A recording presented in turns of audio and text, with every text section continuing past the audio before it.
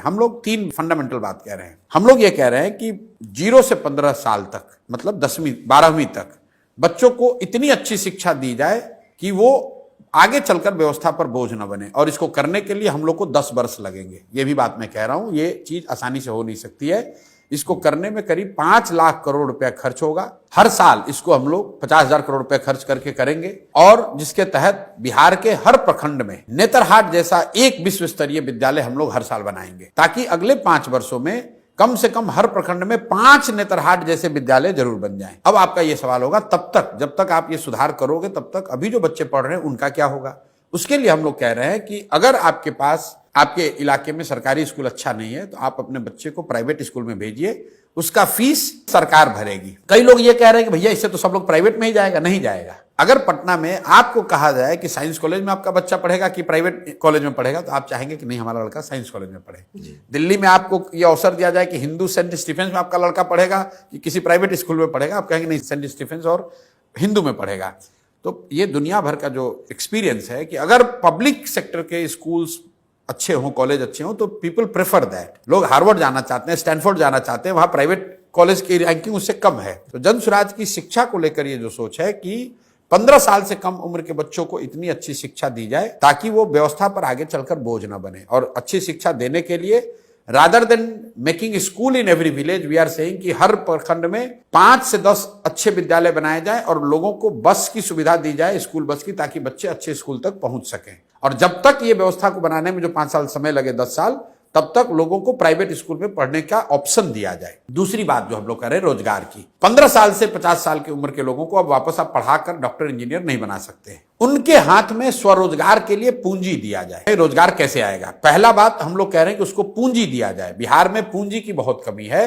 पूंजी की कमी इसलिए है कि हर साल बिहार से करीब करीब 2 से 2.5 लाख करोड़ रुपया बैंक ट्रांसफर कर रहे हैं दूसरे जगह।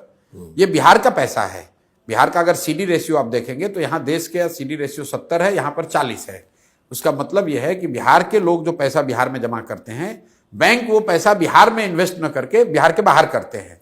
पिछले वर्ष बिहार में 4,21,000 करोड़ रुपया लोगों ने जमा किया बैंकों में। बैंकों ने लोन के तौर पर 1,61,000 करोड़ रुपया वापस दिया। बाकी पैसा कहां गया?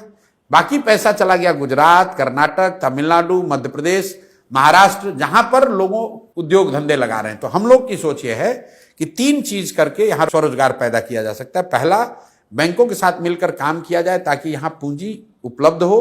ये 2 लाख करोड़ रुपया जो बिहार के लोगों का पैसा है जो बाहर जा रहा है, वो बिहार में ही रहे। बिहार के लोगों को लोन मिले ताकि लोग अपना घर बनाएं, उद्योग लगाएं, कृषि में काम करें। दूसरी बात हम लोग कह रहे हैं मनरेगा को कृषि से जोड़ने की, कि जो मनरेगा का पैसा है, मनरेगा का मजदूर है, जो भी किसान बिहार में फूड ग्रेन से मूव होके कैश क्रॉप की ओर जाएगा, मनरेगा के तहत उसको मजदूर फ्री दिया जाए। उससे क्या होगा कि लैंड की प्रोडक्टिविटी बढ़ेगी और बहुत बड़ी संख्या में जो एग्रीकल्चर से जुड़े हुए मजदूर हैं जो पंजाब हरियाणा जा रहे हैं, उनको यहीं पर मजदूर मिलने लगेंगे। क्योंकि जमीनी सच्चाई ये है कि जहां लाखों लोग, बिहार के लोग बाहर जाकर खेतों में मजदूरी कर रहे हैं, बिहार के खेतों में काम करने के लिए मजदूर नहीं है। तीसरी बात हम लोग कह रहे हैं कि बिहार में हर साल कम से कम 1 लाख परिवारों को 4% के ब्याज पर लोन दिया जाए, ताकि ये लोग इंटरेस्ट सबवेंशन स्कीम लाने की बात कर रहे हैं, ताकि 6,000 करोड़ रुपया या 7,000 करोड़ रुपया अगर सरकार पैसा दे दे ब्याज उनके बिहाफ में, और 4,000 करोड़ रुपया अगर जनता दे, तो 1 लाख करोड़ रुपया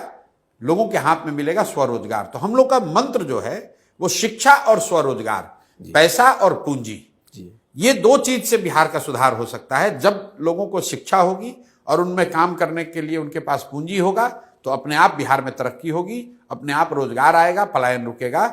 सिर्फ सरकारी नौकरी का वादा करके या 2, 4, 10 फैक्ट्री लगाकर और बिहार से गरीबी दूर नहीं की जा सकती है।